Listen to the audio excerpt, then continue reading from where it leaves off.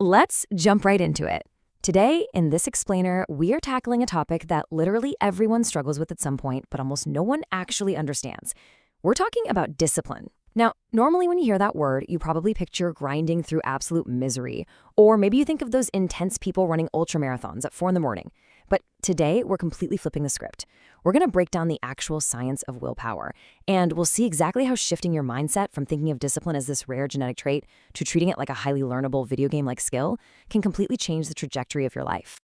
Okay, let's dive into this, because what we're looking at here is the ultimate human contradiction, right? On one side, we have our grand desires. We want to get our lives totally organized, maybe get a six-pack, ace those exams, or drive around in a Lamborghini. We've all been there. You watch some random motivational clip at 3 in the morning and you tell yourself, yes, tomorrow is the day everything changes. But then reality hits. That 5 a.m. alarm goes off, and what do we actually do? We just smash that snooze button without even a second thought. I mean, if discipline were easy, everybody would be walking around incredibly wealthy and totally shredded. But it isn't.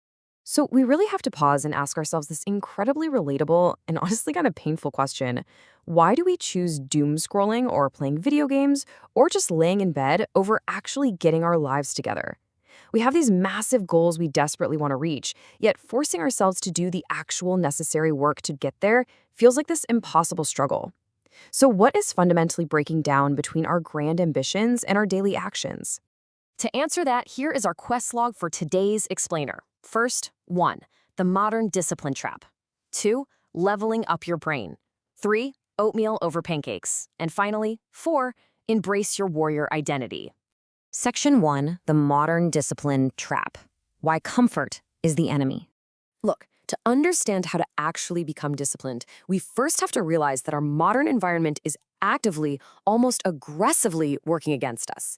It's not just that you're naturally lazy, it's that the world around you is literally designed to make discipline as hard as humanly possible.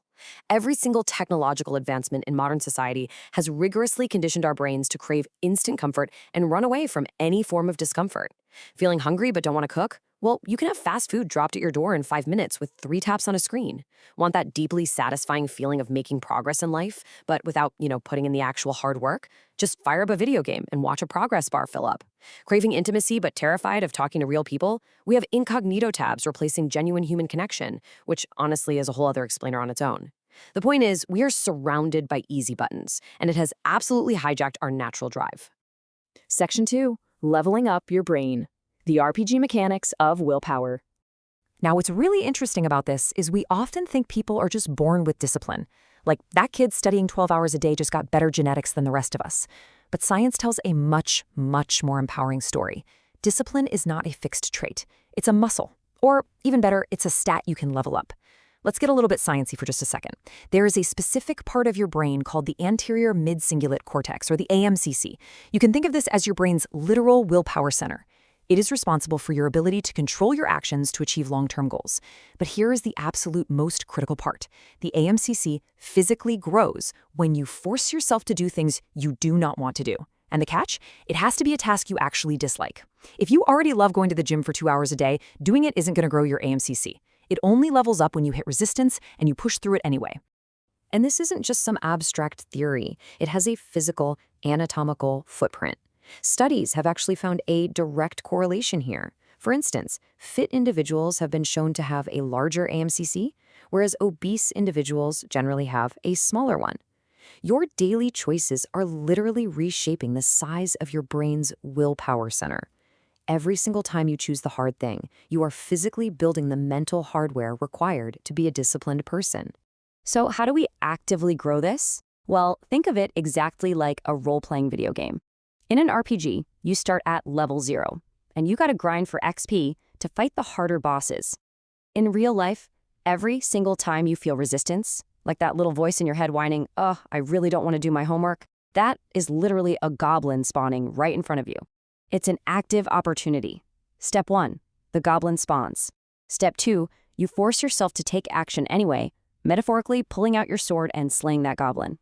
Step 3, you gain discipline XP. It really is that simple. You shoot a basketball over and over to get better at shooting.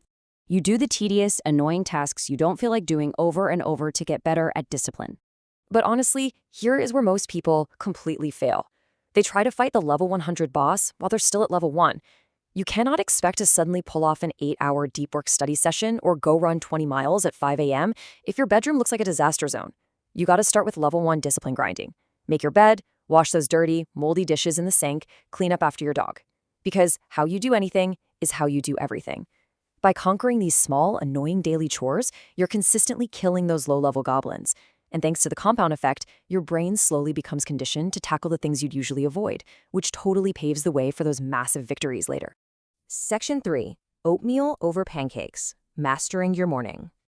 Now we arrive at a truly crucial part of this explainer, because how you start your morning totally dictates your dopamine tolerance for the rest of the day. Imagine your morning as a breakfast buffet. First, you grab a bowl of plain oatmeal. It's bland, it's boring, but it's nourishing, and honestly, it tastes fine on its own. But then, you spot this giant stack of fluffy pancakes just completely drenched in syrup. You take a bite. Boom, it is an explosion of sugar and instant pleasure. Those pancakes, that's TikTok, social media, and cheap dopamine. The oatmeal, that represents your hard, productive tasks, studying, deep work, or going for a morning run. And this brilliantly illustrates why your morning routine is either making or breaking you. Because once you taste those syrupy pancakes, that plain oatmeal suddenly becomes unbearably bland for the rest of the day. If you wake up and immediately start scrolling through highly stimulating, effortless content on your phone, you have just eaten the pancakes. So when you sit down to study an hour later, your brain is absolutely going to reject it, because it's comparing that effort to the instant dopamine you already flooded your system with. This is exactly why highly disciplined people do the hardest, least stimulating tasks first thing in the morning. They eat the oatmeal first. They build a tolerance for hard work before they ever let themselves touch the pancakes. To actually enforce this, you need to set daily non-negotiables. These are the absolute minimums you commit to, no matter how tired or unmotivated you feel. Maybe that's working out 4 times a week or committing to 3 hours of deep work daily. The secret here is to make these minimums reasonable so you can actually stick to them. Even on your absolute worst days, hitting these non-negotiables ensures you are constantly moving towards your goals, you're constantly feeding yourself that oatmeal, and you are actively training your discipline muscle. And as they get easier, you just scale them up. Section 4. Embrace your warrior identity. The ultimate shift. For our final section, we're looking at the ultimate psychological shift because, let's be real, relying purely on friction and willpower is gonna wear you down eventually. To make discipline permanent, it has to shift from something you just do to something you are. As our sources point out, people act in line with the person they think they are. Your identity drives your behavior. Think of Michael Jordan for a second. He deeply, fundamentally believed he was a winner. That was his core identity. So whenever he lost a game, it created this massive friction with his identity, and he would double down on his efforts to win again just to align with who he believed he was. If you view yourself as a lazy procrastinator who is just, trying out discipline for a week, you will always eventually revert back to being a lazy procrastinator. To change this, you have to actively script your new identity. I mean, literally grab a piece of paper and write down everything the disciplined version of you would do. What does your ideal avatar eat? How do they dress? How do they carry themselves in a tough situation? You could even model it right after your favorite badass anime warrior or action hero. I know, it might sound a little bit goofy, but your mind heavily responds to strong archetypes.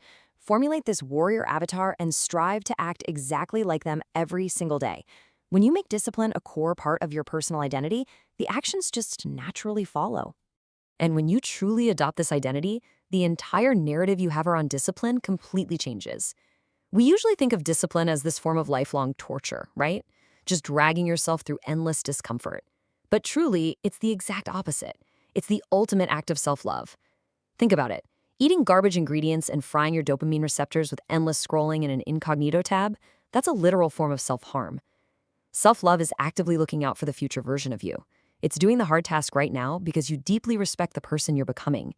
It is way, way harder to be broke and stressed tomorrow than it is to just sit down and work on your side hustle for 2 hours today. Which brings us to our final thought. The real hack to discipline isn't some magic pill or secret morning routine. It's just doing the thing when you really don't feel like doing it.